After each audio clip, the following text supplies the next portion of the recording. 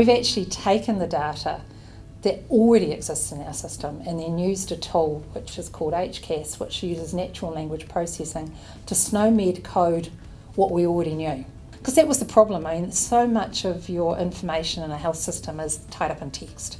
It's been written and then you can't access it. So I was looking for a system that could combine pathology data and radiology data so that we could then say, well, we saw that on a radiology screen, did it stack up when we tested it pathologically? Are we actually, because so many of these systems don't connect. So we found this system and we trialled it. Now the pilot we trialled it on was the fact that we also, as the Canterbury District Health Board, look after the West Coast District Health Board, which is a small, very isolated district health board on the other side of our island, over the Southern Alps. They'd had a printer problem that they hadn't identified.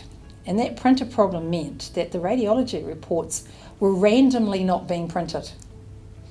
When we discovered this, we discovered we had about 13,000 reports that had not been printed, that we didn't know whether the patients had been followed up or not.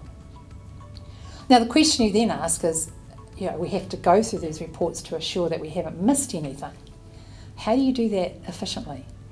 So that was our test for the idea of using natural language processing and the HCAS to read it, code it, and then make it available to our clinicians to break it down until we ultimately streamed out all of the reports we didn't need to know about, because from the coding they weren't the things that would have longer term consequences, and then we focused down, and ultimately there were 200 patients we had to follow up.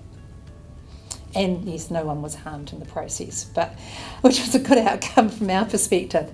But we saved months of clinician time, because otherwise you would have had to have a clinician read through every one of 13,000 reports.